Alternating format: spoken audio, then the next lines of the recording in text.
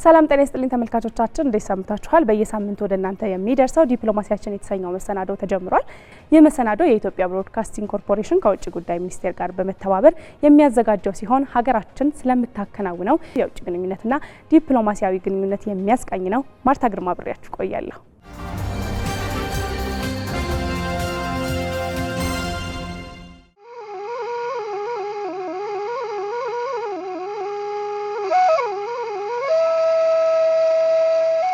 በኩባ የኢትዮጵያ ፌደራላዊ ዴሞክራሲያዊ ሪፐብሊክ ልዩ መልእክተኛና ባለሙሉ ስልጣን አምባሳደር የነበሩት ክቡር አምባሳደር አየለ ሊሬ ጂጃሞ ከዚህ ዓለም በሞት ተለዩ። አምባሳደር አየለ ሊሬ ለረጅም ጊዜ በውጭ ጉዳይ ሚኒስቴር በባለሙያነትና በተለያዩ የአመራር ደረጃ ያገለገሉ ሲሆን እስከ ሕይወታቸው ሕልፈት ድረስ በኩባ ሃቫና የኢፌዴሪ ኤምባሲ በተጨማሪ ባርባዶስ፣ ዶሚኒካን ሪፐብሊክ፣ ኒካራጓ፣ ሴንት ቪንሰንት እንዲሁም ግራናሪስ፣ ሴንት ኪትስና ኔቪስ እንዲሁም ባሃማስን ሸፍነው ሀገራቸውን በታማኝነትና በላቀ ብርታት ሲያገለግሉ ቆይተዋል።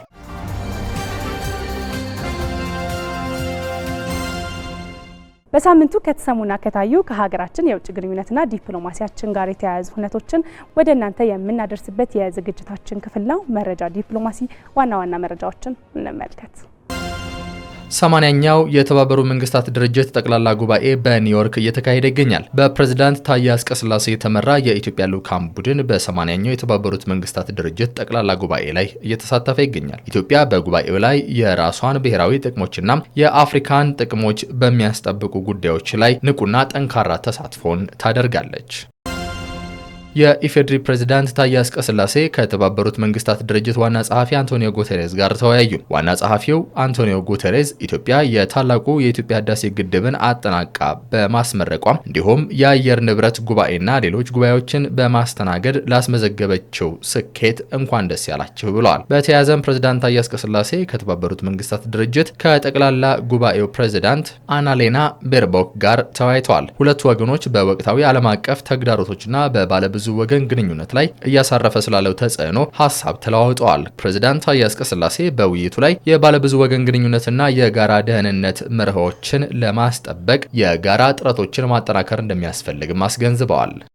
በኒውዮርክ እየተካሄደ ካለው 80ኛው የተባበሩት መንግስታት ድርጅት ጠቅላላ ጉባኤ ጎን ለጎን የውጭ ጉዳይ ሚኒስትር ደኤታ አምባሳደር ሀደራ አበራ ከተባበሩት አረብ ኤሚሬቶች የውጭ ጉዳይ ሚኒስትር ሼክ ሻክቦት ቢን ናህያን አልናህያን ጋር የሁለትዮሽ ግንኙነትን የበለጠ በሚያጠናክሩ እድሎች እንዲሁም በሁለቱ ሀገራት መካከል ያለውን የንግድና ኢንቨስትመንት ትብብር የበለጠ ማሳደግ በሚያስችሉ ጉዳዮች ዙሪያ መክረዋል። በተያያዘም የውጭ ጉዳይ ሚኒስትር ደኤታ አምባሳደር ሀደራ አበራ ከአዘርባይጃን የውጭ ጉዳይ ሚኒስትር ጄሁን ቤራሞቭ ጋር በኒውዮርክ የሁለትዮሽ ውይይት አካሂደዋል። በውይይቱ ላይ አምባሳደር ሀደራም ኢትዮጵያና አዘርባይጃን በተለይ በኢኮኖሚ ዘርፎች ይበልጥ ተቀናጅተው ሊንቀሳቀሱ እንደሚገባ ገልጸው በአዘርባይጃን መንግስት ትብብር በኢትዮጵያ ተግባራዊ የተደረገው የመንግስት አንድ መስኮት አገልግሎት መስጫ መሶብ ማዕከል አገልግሎት አሰጣጥን ለማዘመን ያስቻለ ድጋፍ መሆኑንም አንስተው አመስግነዋል። የውጭ ጉዳይ ሚኒስትር ደኤታ አምባሳደር ሀደራ አበራ ከ80ኛው የተባበሩት መንግስታት ድርጅት ጠቅላላ ጉባኤ ጎን ለጎን የአሜሪካ ውጭ ጉዳይ ሚኒስትር የአፍሪካ ጉዳዮች ከፍተኛ ባለስልጣን ከሆኑት አምባሳደር ጆናታን ጂ ፕራት ጋር በጋራ ፍላጎቶች ዙሪያ ተወያይተዋል። ሚኒስትር ደኤታው በኢትዮጵያና በአሜሪካ መካከል ያለውን ጠንካራ ግንኙነት በማድነቅ በጋራ ፍላጎቶች ዙሪያ ቀጣይነት ያለው ውይይት ማካሄድ አስፈላጊነትን ገልጸዋል። አምባሳደር ጆናታን ጂ ፕራት በበኩላቸው አሜሪካ ከኢትዮጵያ ጋር ሽብርተኛ ነትን በጋራ በመዋጋት በቀጠናው ሰላምና ደህንነት ዙሪያ በትብብር መስራት እንደምትቀጥል ያላቸውን ቁርጠኝነትም ገልጸዋል። በኒውዮርክ እየተካሄደ ካለው 80ኛው የተባበሩት መንግስታት ድርጅት ጠቅላላ ጉባኤ ጎን ለጎን የውጭ ጉዳይ ሚኒስትር ደኤታ አምባሳደር ሀደራ አበራ ከአውሮፓ ህብረት የውስጥ ጉዳይና የፍልሰት ኮሚሽነር ማግነስ ብሩነር ጋር ተወያይተዋል። ሚኒስትር ደኤታው አምባሳደር ሀደራ ኢትዮጵያ ከ1 ሚሊዮን በላይ ስደተኞችን እንደምታስተናግድና የፍልሰት አጀንዳ ዓለም አቀፍ ባህሪ እንዳለው ገልጸው ሁለቱ ወገኖች ዓለም አቀፍ ፈተና በሆነው ከፍልሰት ጋር በተያያዙ ጉዳዮች ዙሪያ በጋራ መስራት አስፈላጊነት ላይ ተወያይተዋል። ኢትዮጵያ ተልእኮ 300 ኢነርጂ ኢኒሼቲቭን ተቀላቀለች። ኢትዮጵያ ተልእኮን መቀላቀሏ እያካሄደች ያለችውን የኢነርጂ ማሻሻያ የሚያጎላ እውቅና ነው። ተልእኮ 300 ኢነርጂ ኢኒሼቲቭ እስከ 2030 ድረስ በ50 ቢሊዮን ዶላር 300 ሚሊዮን አፍሪካውያንን የኤሌክትሪክ ኃይል ተጠቃሚ ለማድረግ ያለመ እንደሆነም ተጠቁሟል።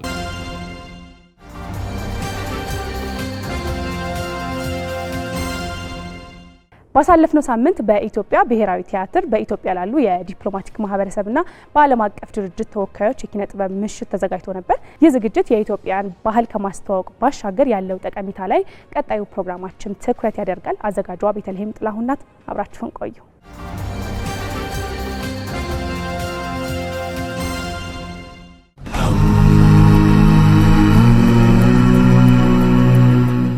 ባህል የአንድ ሀገር ህዝብ ማንነት መገለጫ ተደርጎ ይወሰዳል።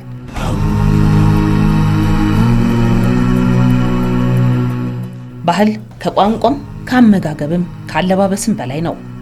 ታሪክ፣ አመለካከት፣ እምነትም ፍልስፍናም የሚገለጽበት፣ ብዝሃነት የሚንጸባረቅበት፣ የአንድ ሀገር ህዝብን ከሌላው ጋር እርስ በርስ የሚያስተሳስር ድልድይ ነው።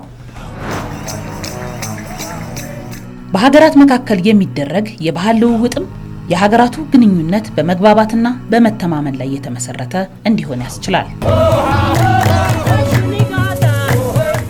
የውጭ ጉዳይ ሚኒስቴርም ከባህልና ስፖርት ሚኒስቴር ጋር በመተባበር በኢትዮጵያ ለሚገኙ አምባሳደሮች፣ ዲፕሎማቶችና የዓለም አቀፍ ድርጅት ተወካዮች የኢትዮጵያን ባህል ለማስተዋወቅ ያለመ የኪነ ጥበብ ምሽት በብሔራዊ ቲያትር አዘጋጅቶ ነበር።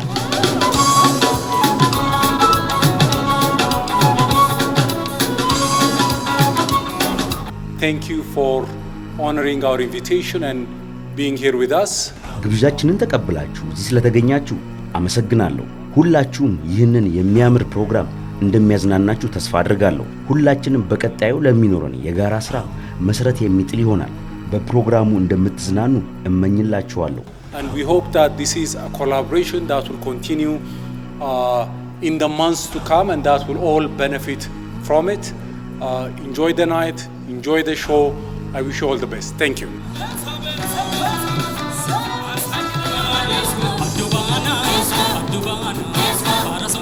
የውጭ ጉዳይ ሚኒስቴር ከሚያከናውናቸው ተግባራት መካከል አንዱ የፐብሊክ ዲፕሎማሲ ስራ ነው።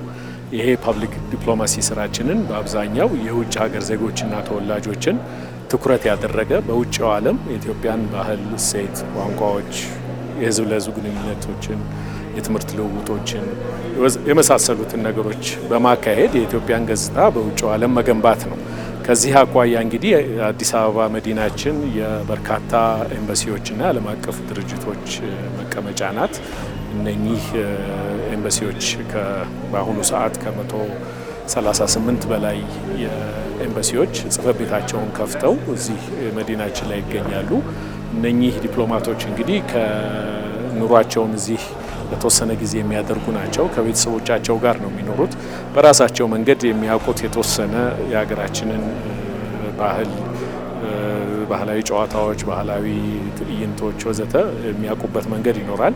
ግን እንዲህ በተደራጀ መልኩ ደግሞ የውጭ ጉዳይ ሚኒስቴር ከሌሎች ባለድርሻ አካላት ጋር በመተባበር ዛሬ በዚህ ምሽት የዲፕሎማቲክ ኮሚኒቲውን እንዲሁም የዓለም አቀፍ ድርጅት ተወካዮችን ጋብዟል። የውጭ ጉዳይ ሚኒስቴር ይሄንን በኢትዮጵያ ውስጥ ያሉ ተቀማጭነታቸውን አዲስ አበባ ላይ ያደረጉ አምባሳደሮችን የዲፕሎማቲክ አባላትን በሙሉ ዛሬ ጋብዟል። እኛ ደግሞ የሚቀርበውን በባህል በጥበብ የሚቀርበውን ስራ አዘጋጅተናል። ስለዚህ በጋራ ሆነን ሀገራችንን በኢትዮጵያ ውስጥ ተቀማጭነታቸው ኢትዮጵያ በሆኑ አምባሳደሮች፣ የውጭ ዲፕሎማቶች የኢትዮጵያ ባህል ይሄ ነው፣ የጥበቧ ገጽ ይሄ ነው፣ ታሪኳ ይሄን ይመስላል፣ ውብ የህዝቦቿ ውብ የባህል አገላለጽ ይሄን ይመስላል ብለን እንግዲህ ተዘጋጅተን አቅርበናል። ይሄንን አሁን ከውጭ ጉዳይ ጋር በመሆን የሚቀጥሉት ጊዜያትም እንደዚሁ ለማድረግ በትብብር ለመስራት ሀሳብ አለን። ከዚህም ባለፈ እንደምታውቂው ኪን ኢትዮጵያ የሚባል የጥበብ ቡድን ወደ ተለያዩ የዓለም ሀገራትም እየላክን ነው። ይሄም የዚሁ የጥበብ ዲፕሎማሲ፣ የካልቸራል ዲፕሎማሲ፣ የሶፍት ፓወር የማሳየት ራስን የማስተዋወቅ፣ ባህልን የማስተዋወቅ፣ አገርን የማስተዋወቅ፣ በዚህ ውስጥ ደግሞ አገርን የማስከበር፣ አገርን በደንብ የሚገባትን ቦታና ደረጃ በሌሎች ህዝቦችና አገራት ዘንድ መንግስታት ዘንድ እንድታገኝ የምናደርገው ጥረት አካል ነው ማለት ነው።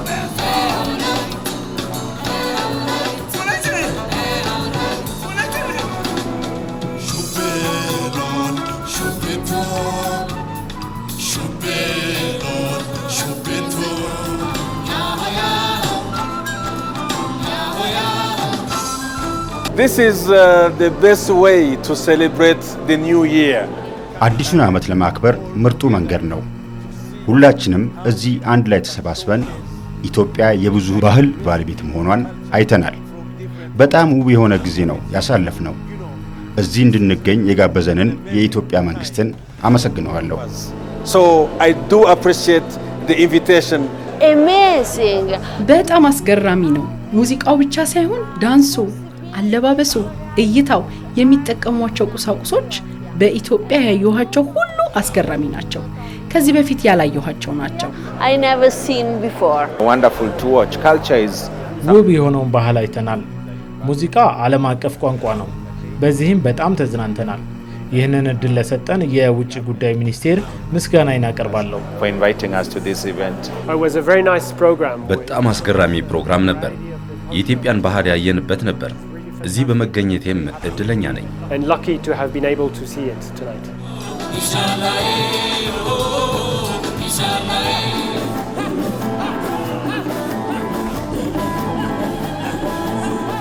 የበርካታ ብሔር ብሔረሰቦች መኖሪያ የቱባ ባህል ባለቤት የሆነችው ኢትዮጵያ ባህሏን ለዲፕሎማቲክ ማህበረሰቡ ማስተዋወቋ ጠቀሜታው ዘርፈ ብዙ ነው።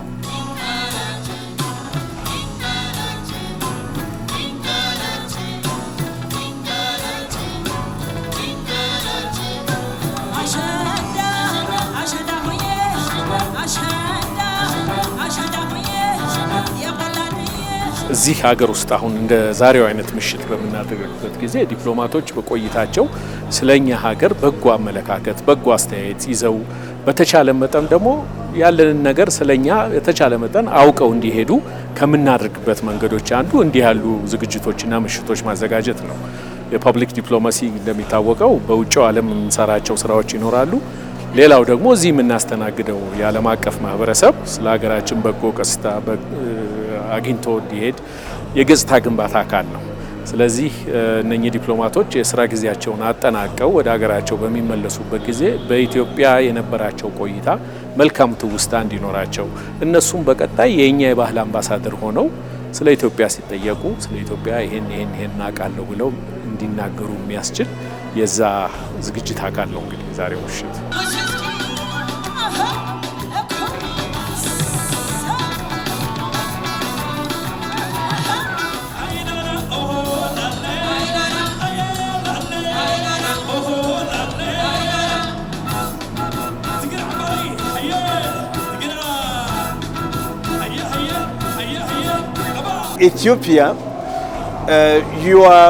ኢትዮጵያ ለዓለም ለአፍሪካ የራሷ ተፈጥሮ ባህል ለዓለም ያበረከተችው የራሷ የሆኑ በርካታ ሀብቶች እንዳሏት እያሳየች ነው።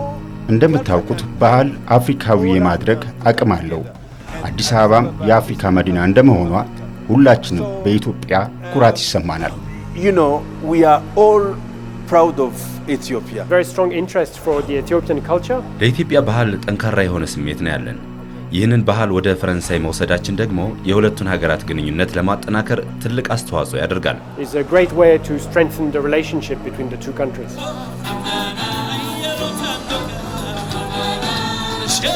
በባህል ልውውጥ ሀገራት ገጽታቸውን ይገነባሉ፣ ከሌሎች ሀገራት ጋር የሚኖራቸውን ግንኙነትም ያጠናክራሉ።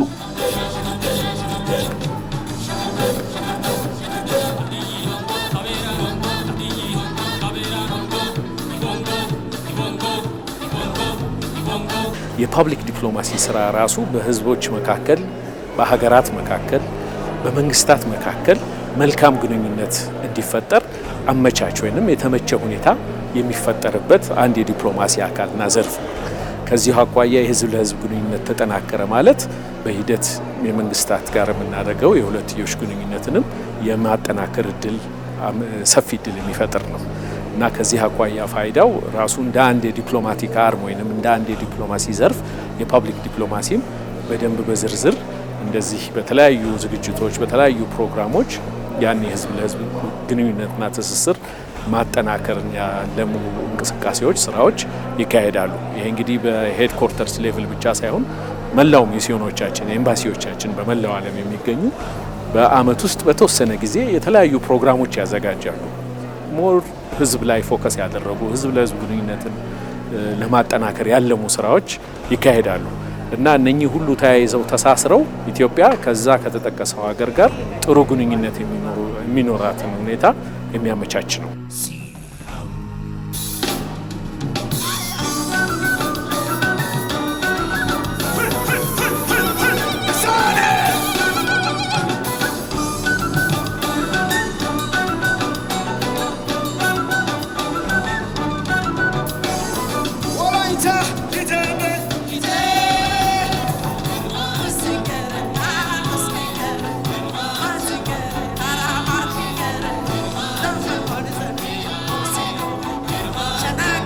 በመላው ዓለም ያሉ ሀገራት መንግስታት የየሀገሮቻቸውን ግንኙነቶች ከሚያጠናክሩባቸው አንድ ሀገር ውስጥ ያሉት ከሌሎች ሀገሮች ህዝቦች ጋራ ከሚተዋወቁባቸው መስኮች ውስጥ አንዱና ትልቁ ተደርጎ እየተወሰደ ያለው የባህል ግንኙነት የጥበባት ግንኙነት ዘርፍ ነው። ሀገራት ያላቸውን እምቅ ሀብት ያላቸውን እምቅ አቅም በጥበብ ውጤቶች በባህል ውጤቶች ነው የሚገልጹት። በሌላ አንጻር ደግሞ ካንዱ ወደ አንዱ ሀገር በመሄድ የሚሰሩ በየዲፕሎማቲክ ሚሽኖች የሚቀመጡ አምባሳደሮች ደግሞ የሁሉም ሀገራት ተወካዮች ናቸው፣ የዲፕሎማሲ መሪዎች ናቸው እና በአንድ ሀገር በሚቀመጡበት ጊዜ የዛን ሀገር ባህላዊ መልክ ጥበባዊ መልክ እንዲያውቁ ማድረግ በአጠቃላይ የሀገራት ግንኙነት ላይ በጎ የሆነ ተጽዕኖ ያሳርፋል ተብሎ ይታመናል።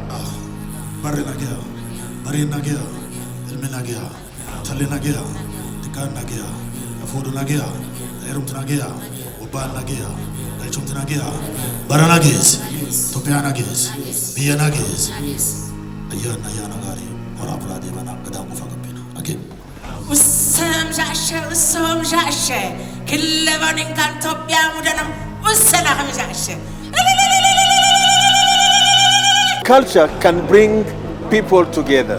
ባህል ህዝቦችን የማቀራረብ አቅም አለው። ሁሉም አንድ ላይ መዝናናት ይችላል። ይህም በኢትዮጵያና እዚህ በተጋበዙት እንግዶች ሀገራት መካከል ያለውን ግንኙነት ያጠናክራል። ከዛም አልፎ አፍሪካውያን አንድ ላይ በመሆን የበለጸገች አፍሪካን እንድንገነባ ያስችለናል። This can bring all the Africans together to build a prosperous continent. Culture brings us together. Our dance ባህል ያቀራርባል። ሙዚቃና ዳንሶች ህዝባችንን የሚያቀራርቡ ናቸው። አንዳችን ከሌላኛችን ጋር የበለጠ እንድንተዋወቅ እየሰራን ነው። ቱሪዝምና ንግድ እንዲያድግ ይበልጥ እድሎችን መፍጠር አለብን። ባህላችንን መገላለጻችን በጋራ ለመጓዝ መሰረት ነው። Live in pride and work with each other. ይህ ምሽት በሀገሬና በኢትዮጵያ መካከል ያለውን ግንኙነት ለማሳደግ አስተዋጽኦ ያደርጋል ብዬ አምናለሁ። ኢትዮጵያን የተሻለ ለመረዳት ባህሏንም ለማወቅ ይረዳል። በሁሉ መስክ ግንኙነትን ያሳድጋል። To increase any kind of relationship. On culture, there's a very strong potential between Ethiopia and France. ባህልን አስመልክቶ ኢትዮጵያና ፈረንሳይ በጋራ በርካታ ስራዎችን ይሰራሉ። በተለይ ቅርስ ጥበቃ ላይ ትኩረት አድርገን እየሰራን ነው። ለምሳሌ ላሊበላን ልናይ እንችላለን። ባህል ላይ ያለን ጠንካራ ፖሊሲ የበለጠ በትብብር እንድንሰራም የሚያደርገን ነው። So I think on that cultural policy there is a very strong relationship and we can work together a lot.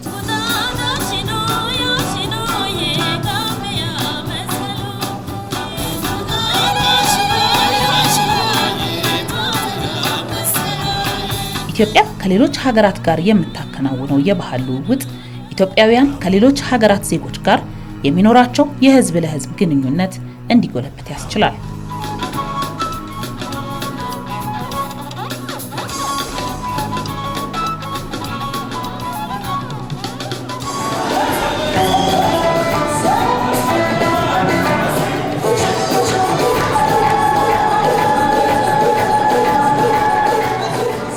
ሀገራት ህዝብ ለህዝብ ትስስራቸው በተጠናከረ መጠን ጠንካራ ኢኮኖሚ ዲፕሎማሲ፣ ጠንካራ የፖለቲካ ዲፕሎማሲ የመመስረት እድላቸውና የማጎልበት እድላቸው እየሰፋ ይሄዳል ማለት ነው።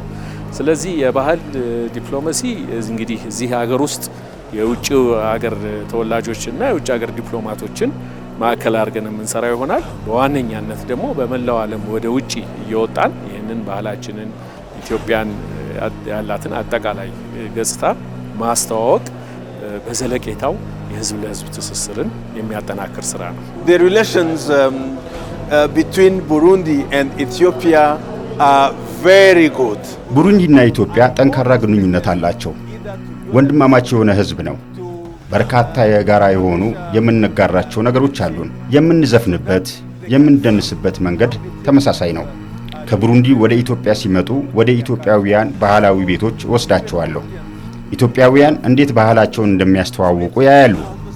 ለምሳሌ ዮድ አብሲኒያ ብትሄዱ ኢትዮጵያውያን የቡሩንዲ ሙዚቃዎች ሲዘፍኑና ሲደንሱ ታያላችሁ።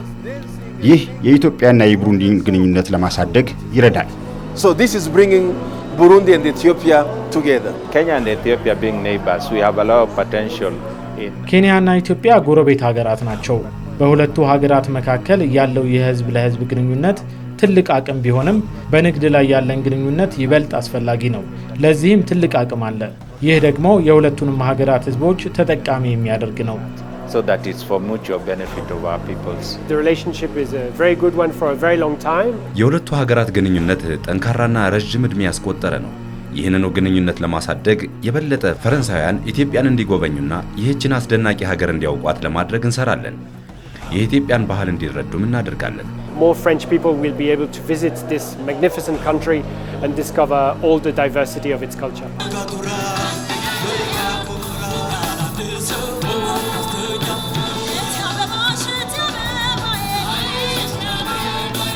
ባህልን በማስተዋወቅ እምነት ይገነባል፣ ወዳጅነትም ይጠነክራል። የህዝብ ለህዝብ ግንኙነትን በማሳደግም በሀገራት መካከል ያለውን ፖለቲካዊና ኢኮኖሚያዊ ብሎም የልማት አጋርነት ይበልጥ ማሳደግ ይቻላል።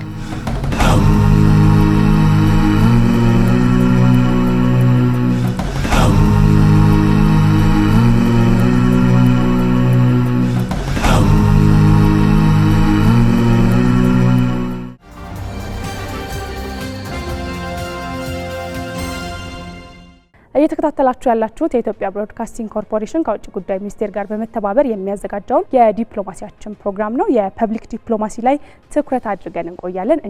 እንግዳችንም በውጭ ጉዳይ ሚኒስቴር የፐብሊክ ዲፕሎማሲ ዳይሬክተር ጀነራል ከሆኑት አምባሳደር ነብዩ ተድላ ጋር ያደረግነውን ቆይታ ጋበዝናችሁ።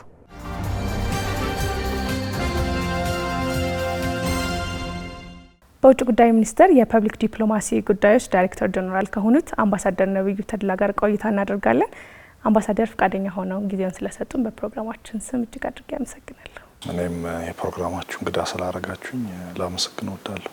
ኢትዮጵያ በውጭ ጉዳይ ፖሊሲዋ የፐብሊክ ዲፕሎማሲ አተገባበሯ ምን ይመስላል? ኢትዮጵያም እንደ ውጭ ግንኙነት አንድ ንቁ ተዋናይ ሀገር የፐብሊክ ዲፕሎማሲን ስራ በተለይ በዋነኛነት ትኩረት ተደርጎ ከ1990ዎቹ ጀምሮ በተቋማችን ውስጥ ይህንን ጉዳይ የሚያከናውን አደረጃጀት እንዲኖር በማድረግ ባለሙያዎችን አሰልጥኖ በዚህ ክፍል ውስጥ በማሰማራት ስራዎችን ለመስራት ሙከራ ማድረግ ተጀምሯል። ከዛም ባለፈ በዋነኛነት የፐብሊክ ዲፕሎማሲ ተደራሽ አካል ነው ተብሎ የሚታሰበው በውጭ ያለው ፐብሊክ እንደመሆኑ ይሄ ስራ በዋነኛነት ይከናወናል ተብሎ የሚታሰበው በኤምባሲዎቻችን አማካኝነት ስለሆነ ፐብሊክ ዲፕሎማሲ ስራ ሊሰራባቸው ያስፈልጋል ይታመናል በሚባሉ የኢትዮጵያ ሚስዮኖች ውስጥ ይህ አደረጃጀት እንዲፈጠር ተደርጎ ባለሙያዎች እንዲኖሩ ይህንን ስራ እንዲያከናውኑ ተመድበው ማከናወን ተጀምሯል ማለት ነው። ፐብሊክ ዲፕሎማሲ በተቋሙ የስትራቴጂክ እቅዶች ውስጥ ተካተው ዝርዝር ያፈጻጸም ስልቶች ወጥቶለት በአሁኑ ወቅት እየተከናወነ ነው ማለት ይቻላል። የፐብሊክ ዲፕሎማሲ ሲተገበር ለማሳካት ግብ የሚደረጉ ጉዳዮች ምን ምንድን ናቸው? የፐብሊክ ዲፕሎማሲ ስራ ሲከናወን በዋነኛነት ግብ የሚያደርገው የአገርን ገጽታ መገንባት ነው። በቀላሉ ምን ብለን ልናስቀምጠው እንችላለን? የሚተዋወቁ ህዝቦች፣ የሚተዋወቁ ሀገራት፣ የሚተዋወቁ ተቋማት ከማያግባባቸው ጉዳዮች ይልቅ የሚያግባቧቸው ጉዳዮች ስለሚሰፉ እርስ በርሳቸው ያላቸው ግንኙነት ከማጠናከር አልፎ በመካከላቸው በሚነሱ ጉዳዮች ውስጥ ወደ ግጭት የሚገቡበት እድል የመነመን ይሆናል ማለት ነው። ስለዚህ የፐብሊክ ዲፕሎማሲ ዋነኛ ግብ ውስጥ ሲጠቃለል አንድ ሀገር የውጭ ግንኙነቱን ፖሊሲውን በሚያስፈጽምበት ሂደት ውስጥ ለስራዎቹ መደላደልን የሚፈጥር መልካም ገጽታን የሚገነባ በህዝቦች በሀገራት መካከል ያሉ የእርስ በርስ ትውውቆችን የሚያሰፋ የዲፕሎማሲ አንጓ ነው ተብሎ መውሰድ ይቻላል። ኢትዮጵያ ፐብሊክ ዲፕሎማሲን በመጠቀም ከህዝብ ለህዝብ እንዲሁም ደግሞ መንግስት ለመንግስት ያላትን ግንኙነት ለማጠናከር የምትሰራቸው ስራዎች ምንድን ናቸው? ሀገራችን የተመለከቱ መረጃዎች የመስጠት በሚዲያ ሊሆን ይችላል፣ በተለያዩ ጽሁፎችን በማዘጋጀት ሊሆን ይችላል፣ የዲጂታል ፕላትፎርሙን በመጠቀም ሀገራችን የተመለከቱ መረጃዎች በማቅረብ ሊሆን ይችላል። በየሀገሩ የሚኖሩ በየወቅቱ የባህል ፌስቲቫሎች ይኖራሉ፣ የቱሪዝም ፌስቲቫሎች ይኖራሉ። በዛ ላይ ተሳትፎ ይደረጋሉ። የከተሞች ጉድኝት በአገራችን በሚገኙ የተለያዩ ከተሞች አዲስ አበባ ሊሆን ይችላል፣ አዳማ ሊሆን ይችላል፣ መቀሌ፣ ባህር ዳር የመሳሰሉት እነኚህ ከተሞች ከሌሎች አገር ውስጥ ከሚገኙ ከተሞች ጋር የእርስ በርስ ጉድኝት እንዲኖራቸው በማድረግ በከተሞቹ መካከል ያሉ የእርስ በርስ መተዋወቆችን፣ የልምድ ልውጦችን፣ የመደጋገፍ ስራዎችን ለማከናወን ጥረት ይደረጋል።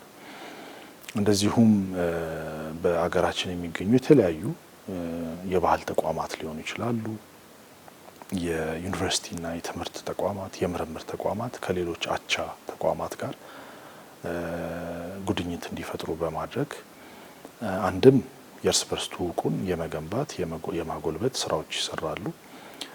በተጨማሪም ደግሞ በእርስ በርስ ከሚኖሩት ጉድኝቶች የሚገኙ ጥቅሞች ይኖራሉና እነኛን ጥቅሞች አሟጦ ከመጠቀም አኳያ፣ ልምድ ከማግኘት አኳያ፣ የቴክኖሎጂ ሽግግሮችን ከማሳለጥ አኳያ የሚሰሩ ስራዎች አሉ። እንደዚሁ የኢትዮጵያ ቀኖችን በተለያዩ ከተሞች ላይ የማክበር ስራዎች ይሰራሉ።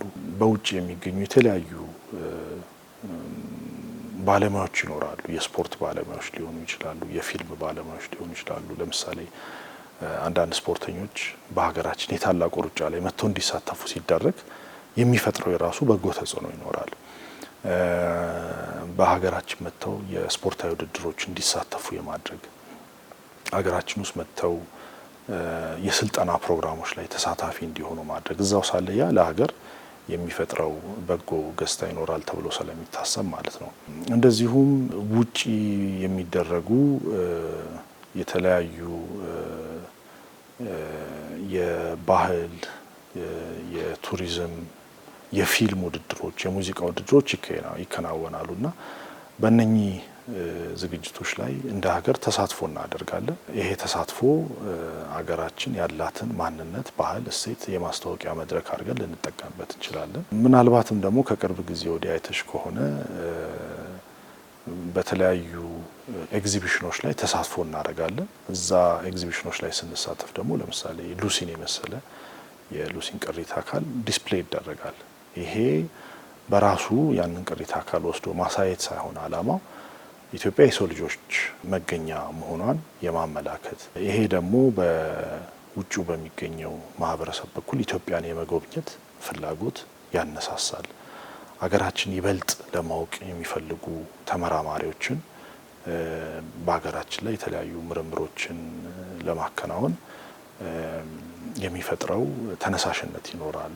ሌላው ከዚህ አኳያ የምናከናወናቸው ስራዎች ለምሳሌ በአንዳንድ ሀገራት ዩኒቨርሲቲዎች ውስጥ የኢትዮጵያ ጥናት ተቋማት እንዲቋቋሙ የማድረግ ስራዎች አሉ። ኢትዮጵያን ስተዲስ አንዳንድ ተቋማት እንዲኖራቸው በኢትዮጵያ ባህል ላይ በኢትዮጵያ ሕዝቦች እሴቶች ላይ ያተኮሩ ምርምር ስራዎች እንዲሰሩ የማበረታታት ስራዎች ይከናወናሉ።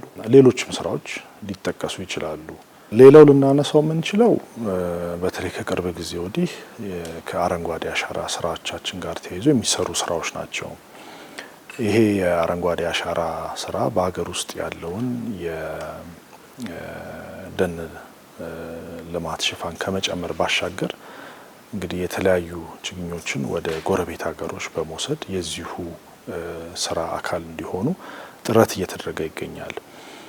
ይሄ የአየር ንብረት ለውጥ የሚያመጣውን የከፋ ተጽዕኖ ከመከላከል ባሻገር በኢትዮጵያና በጎረቤቶች ሀገሮች መካከል ያሉ በጎ የሆነ የህዝብ ለህዝብ ትስስርን ያጎለብታል ተብሎ ይታሰባልና ይሄ ከዛ አኳያ እየተከናወነ ያለ አንድ የፐብሊክ ዲፕሎማሲ ስራ ነው ተብሎ መውሰድ ይቻላል። ሌላው እንግዲህ በውጭ የሚኖረው ኢትዮጵያዊ እና ትውልድ ኢትዮጵያዊ የዚሁ ስራ አጋዥ አካል ሆኖ እንዲንቀሳቀስ የማድረግ ተግባራት ይከናወናሉ። እንደዚሁ ለአብነት ልንጠቅሶ የምንችለው የተለያዩ ሀገሮች የየራሳቸው የሆኑ ፓርላማዎች እንዳላቸው ይታወቃልና በእነኛ ፓርላማዎች ውስጥ የኢትዮጵያ ወዳጆች የሚል የፓርላማ ወዳጆች ስብስብ የማቋቋም ስራዎች ይከናወናሉ። እነኚህ ወዳጆች ሀገራችን ከበጎ ጊዜ በተጨማሪ ችግር በሚያጋጥማት ጊዜ የሀገራችን አቋም በመደገፍ ለሀገራችን የውጭ ግንኙነት አፈጻጸም በጎ የሆነ አመቺ የሆነ ስራን እንዲያግዙ ይጠበቃል ማለት ነው። የሀገር ገጽታን ከመገንባት ኢትዮጵያ ያላትን ባህል እንዲሁም ደግሞ ሰው ሰራሽ የሚሆን የተፈጥሮ ሀብቷን ለማስተዋወቅ የፐብሊክ ዲፕሎማሲ ሚናው ምን መሆን አለበት? እንግዲህ ኢትዮጵያ እንደ ሀገር የበርካታ የሰው ሰራሽና የተፈጥሮ ሀብቶች ባለቤት ናት። ይህንን በማስተዋወቅ የፐብሊክ ዲፕሎማሲ ስራውን ከማገዝ አኳያ እንግዲህ ተፈጥሯዊ የሆኑ ሀብቶቻችንን ከማስተዋወቅ አኳያ ሚስዮኖቻችንና ሌሎች ባለድርሻ አካላት የቱሪዝም ማስተዋወቅ ስራዎችን ያከናውናሉ። የህዝቦች ታሪኮችን የማስተዋወቅ ስራ ያከናውናሉ። ባህሎቻችንን የማስተዋወቅ ስራ ይሰራሉ። እንደዚሁም ደግሞ የሰው ሰራሽ ሀብቶች ባለቤት እንደመሆናችን እነኚህን ሀብቶቻችንን የማስተዋወቅ ስራዎች ይከናወናሉ። ለአብነት ያህል የታላቁ የህዳሴ ግድባችንን ከማስተዋወቅ አኳያ የሚሰሩ ስራዎች ህዳሴ ግድብን ማስጎብኘት ብቻ ሳይሆን ያንን በማስጎብኘት ያንን የመሰለ የመሰረተ ልማት ባለቤት ሀገር መሆናችንን ስናስተዋውቅ በዛው ሳለ የሚፈጥረው የራሱ በጎ ምልከታ ይኖራል። በሀገራችን ውስጥ ከቅርብ ጊዜ ወዲህ ደግሞ ልዩ ልዩና በጣም ሳቢ የሆኑ የቱሪስት መዳረሻ ቦታዎች እየተከፈቱ ነው ያለውና አይተሽ ከሆነ የሀገራችን የመንግስት ባለስልጣናት በዛ አካባቢ በሚያደርጓቸው ጉብኝቶች አንዳንድ ዲፕሎማቶችን ይዘው ይሄዳሉ። ይሄ እንዲሁ የሚሰራ አይደለም። በጎ ገጽታን ከመገንባት አኳያ ሌሎችም ዲፕሎማቶች በእነኚህ ቦታዎች ላይ ጎብኝተው የራሳቸውን ምስክርነት እንዲሰጡ የማድረግ አካል ነውና እነኚህን የመሰሉ ስራዎች ይከናወናሉ። ሌላው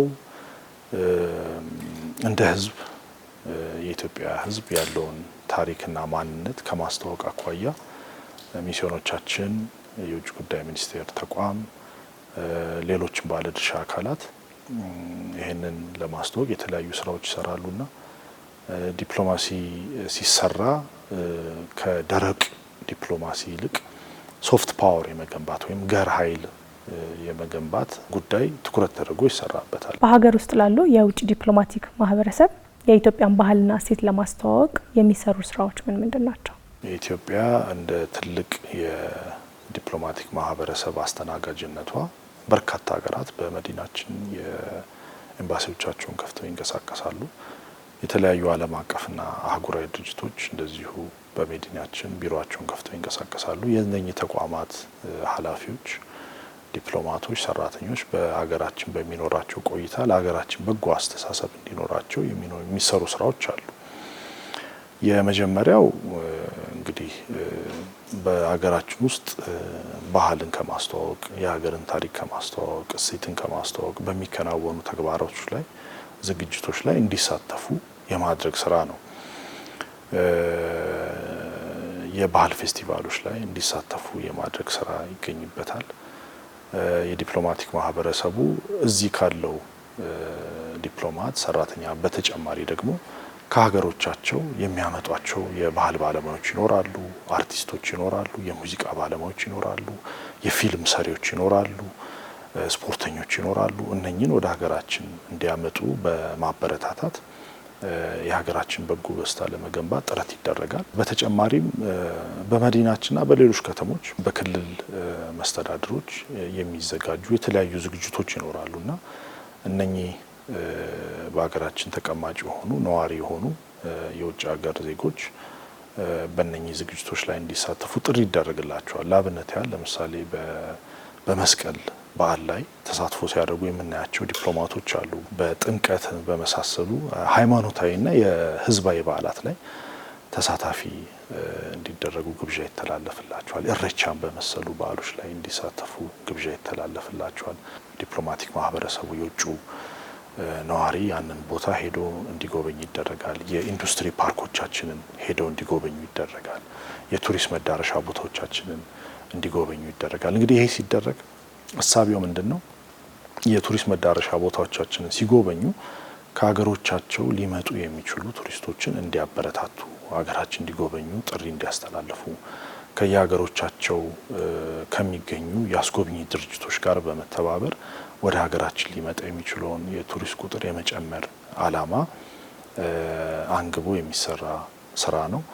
እንደዚሁም ደግሞ ለምሳሌ የኢንዱስትሪ ፓርኮቻችን በሚጎበኙበት ሰዓት ወደ ሀገራችን መጥተው ኢንቨስት ሊያደርጉ የሚችሉ የየሀገሮቻቸውን ባለሀብቶች፣ ድርጅቶች ጋብዘው የተሻለ እድል እዚህ እንዳለ እንዲያስገነዝቡ የማድረግ ስራዎች ይሰራሉ። ለምሳሌ በየወቅቱ በፊልም ኢንዱስትሪው የሽልማት ፕሮግራሞች ይዘጋጃሉና እዛ ፕሮግራም ላይ እንዲሳተፉ ጥሪ የሚደረግላቸው ከየሀገሩ የተለያዩ ባለሙያዎች አሉና እነኚህ ባለሙያዎችም ወዲህ እንዲመጡ ሲደረግ የመጨረሻ ኢንድ ጎሉ ስለ ሀገራችን ያለው እውቀት እንዲጨምር፣ በጎ ገጽታው እንዲዳብር፣ ለሀገራችን ያለው አመለካከት በበጎ ጎኑ እንዲጎለብት በማድረግ የረጅም ጊዜ ወዳጅነትን መፍጠር ዓላማ አድርጎ የሚሰራ ነው ማለት ነው።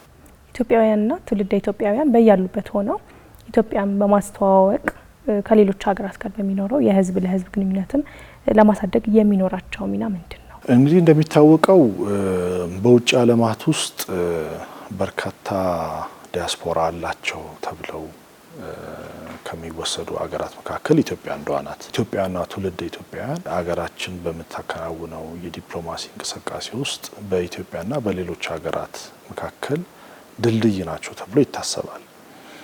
እነኚህ ኢትዮጵያውያን የፖለቲካ ስራዎችን፣ የኢኮኖሚ ስራዎችን፣ የቱሪዝም ማስፋፊያ ስራዎችን፣ የኢኮኖሚና የቴክኖሎጂ ሽግግር ስራዎችን ያግዛሉ ተብሎ ይታሰባል። በየሚኖሩበት ሀገር ላይ አንኦፊሻል ስፖክስ ፐርሰን ናቸው ተብሎ ይወሰዳልና እያንዳንዱ ኢትዮጵያዊ በሚኖርበት ሀገር አገሩን ይወክላል፣ አገሩን ያስተዋውቃል።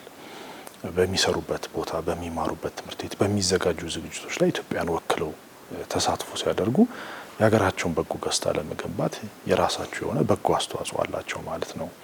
በየሚኖሩበት ሀገር ለምሳሌ የኢትዮጵያ ምግብ ቤቶችን ይከፍታሉ። ይሄ ከቢዝነስ እድሉ ባሻገር ኢትዮጵያን በማስተዋወቅ የራሱ የሆነ ትልቅ ሚና አለው። ስለዚህ ሚናቸው ከፍተኛ ነው ተብሎ ይወሰዳል። እንደዚሁም ምናልባት ታስታውሽ እንደሆነ ከህዳሴ ግድብ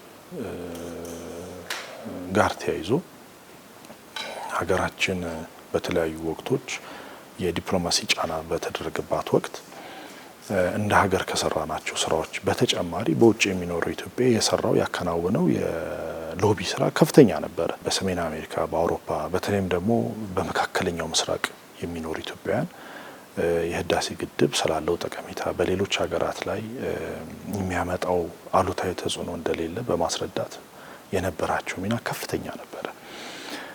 ከዛ ባለፈ ኢትዮጵያውያን በየሚኖሩባቸው ሀገሮች ካሉ ከፍተኛ ተሰሚነት ካላቸው ግለሰቦች ጋር ያላቸው ግንኙነት፣ ከፖለቲከኞች ጋር ያላቸው ግንኙነት፣ ከአርቲስቶች ጋር ያላቸው ግንኙነት ዞሮ ዞሮ ወደ ሀገራቸው ሊመጣ የሚችል በጎ አስተሳሰብ፣ የበጎ ገጽታ ግንባታ ላይ ከፍተኛ ሚና ይጫወታሉና ያላቸው ሚና እንዲሁ በቀላሉ የሚታይ አይደለም።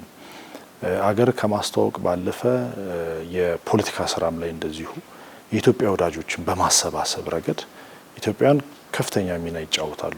በሰሜን አሜሪካ የተለያዩ ፖለቲከኞችን፣ ሴናተሮችን፣ የፓርላማ አባላትን ቀርቦ በማነጋገር የሀገራችን አቋም በማስረዳት በጎ የሆነ ሚና ሲጫወቱ ቆይተዋል። ስለዚህ እነኚህ ኢትዮጵያውያን ከኢትዮጵያዊነታቸው ባሻገር ለሀገራቸው በራሳቸው ኮንትሪቢዩት ከሚያደርጉት ተግባር በተጨማሪ ራሳቸውና ሁለተኛው ትውልድ ጭምር የሀገራቸውን በጎ ገጽታ ከመገንባት አኳያ ሚና እንዲኖራቸው ሚስዮኖቻችን ትኩረት አድርገው ከዜጋ ተኮር ዲፕሎማሲ ጋር አያይዘው የሚሰራቸው ስራዎች አሉና ኢትዮጵያውያን የፐብሊክ ዲፕሎማሲ ስራ ከማከናወን አኳያ ያላቸው አስተዋጽኦ ከፍተኛ እንዲሆን እንደ ውጭ ጉዳይ ሚኒስቴር እቅዶች ተዘጋጅተው እንደ ዲያስፖራ ኤጀንሲ እቅዶች ተዘጋጅተው ስራዎች እየተሰሩ ይገኛል ማለት ነው። በውጭ ጉዳይ ሚኒስቴር የፐብሊክ ዲፕሎማሲ ጉዳዮች ዳይሬክተር ጀነራል አምባሳደር ነብዩ ተድላ ለነበረን ጊዜ እጅግ አድርጌ አመሰግናለሁ። እኔም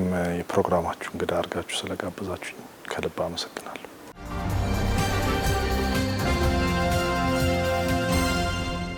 የዛሬው የዲፕሎማሲያችን ዝግጅት በዚህ ይጠናቀቃል። ቀጣይ ሳምንት በሌላ ርዕሰ ጉዳይ እንጠብቃችኋለን። ጤና ይስጥልን።